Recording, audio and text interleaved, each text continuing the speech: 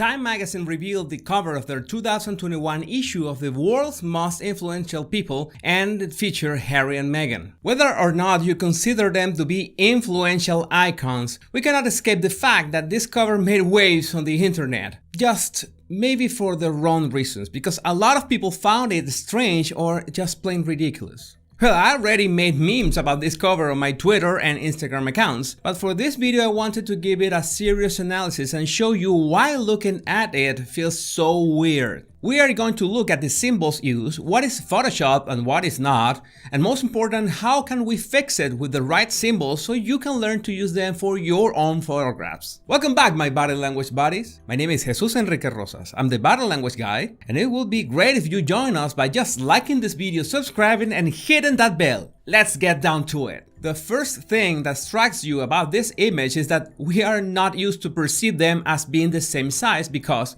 they're not. Harry is way taller and wider than Meghan, and in this case the image implies that they share the same height. In fact, they went so far as to literally shrink Harry's head with Photoshop so they would match, and that's anatomically impossible. To confirm that he got his head shrunk, I got this other picture from Time magazine's own photo shoot for this.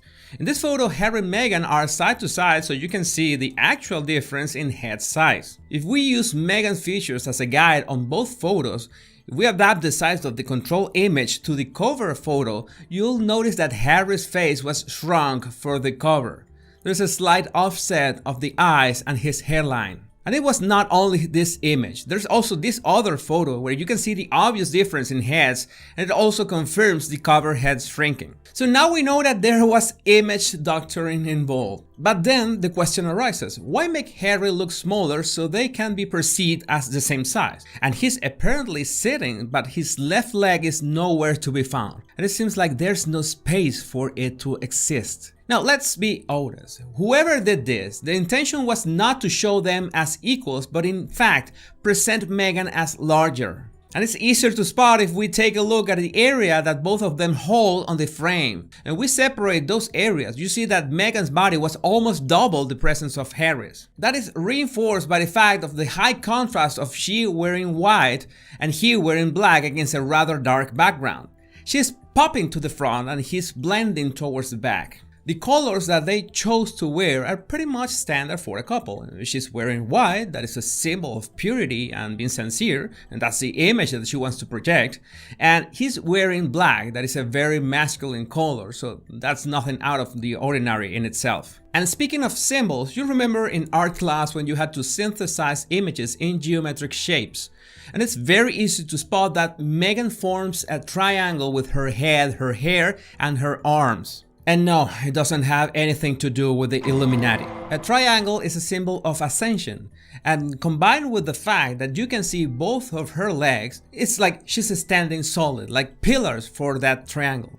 You add her wearing white, and that's the message that she wants to convey, of her rising, ethereal. But for Harry, it's a different story. We already see that he's blending with the background that is like a forest, like nature. By the way, using a natural background is on purpose, so that quality, being natural and authentic, is related to them, even if there is nothing natural about this photoshopping. But anyway, you can see only one of Harry's legs, so he is presented unbalanced. He also shows a triangle that is drawn with his flexed arm, but in this case is pointing downwards. So Harry's symbols are perceived as down to earth and a bit unbalanced. I guess that the intention of whoever produced this picture was to downgrade Harry from this monarchy past and elevate Meghan at the same time. But before we find out why this was a big mistake, we have to talk about their main problem, that is their body language. Meghan is absolutely upfront, dominating the cover space. That's great, an empowered woman.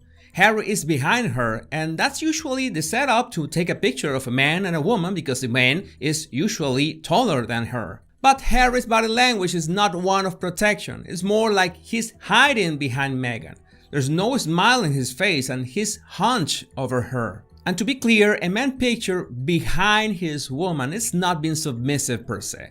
In fact, some of the cheesiest male-dominant photos, tropes, and illustrations use this format. Out of the top of my head, here's one Flash Gordon illustration from legendary artist Boris Vallejo that is a good example. The man is taller and is behind the woman, but his left hand implies that he's trying to protect her. He's drawing her body close to his. Some have mentioned Meghan's stance of opening her legs, like in the other picture I already mentioned, and that's a symbol of power. You can spot in the Vallejo illustration that they both have their legs separated the same distance. So even if the man is willing to protect her, that's a sign that she can kick ass when the time comes. The difference with this man and woman tropes is that the man is not hiding behind her. The feeling is more of a blend between protection and possession. In one way or another, the man's hands imply that it's his wife or partner. But it's important to notice that Harry's left hand is not on Meghan's waist. In fact, it's nowhere to be found. I mentioned that the intention of the photographer was to downgrade Harry by using symbols and even shrinking his head and picturing Meghan as a rising element. And I understand that Meghan's main activism is women empowerment. That's one of the main initiatives of Archewell Foundation, and I absolutely support that message. The problem is how you picture that message in this cover.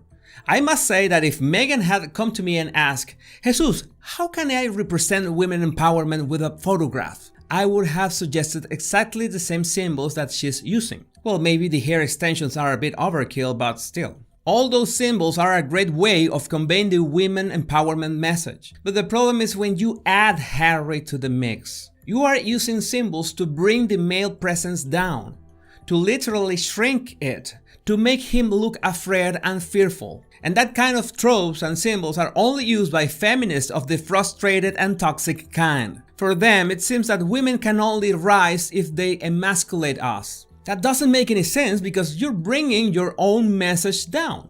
You're implying that for women to rise, you have to do something about men.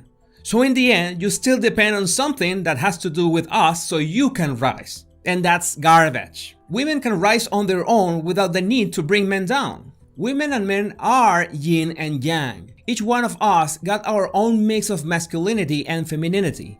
We got a beautiful mix of both traits. This cover is not a good message. The symbols used imply that for women to rise, men shall be brought down. You can imagine that at some point Meghan and Harry were shown this image and they both were okay with it, so that single fact reveals a lot about them individually and as a couple. Now, you might ask, could you have done better, body language guy?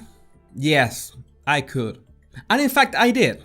Using that other picture, I just swapped them to portray a powerful couple with their natural facial expressions and their natural height difference. This picture works so much better because you showcase their unique personalities, embrace their differences, and that's what makes the dynamics between men and women so beautiful. Bringing down men implies that both men and women live in the same box, and nothing could be further from the truth. We are yin and yang, and each one with our unique mix, and when we bond together emotionally, mentally, physically, and spiritually, we are unstoppable. By the way, if you want to refine your observation skills, don't forget to download my 100 body language tips in the description of this video. And don't forget to like, subscribe, and hit that bell if you don't want to miss any of my body language analysis and tips. Take care, my body language buddies.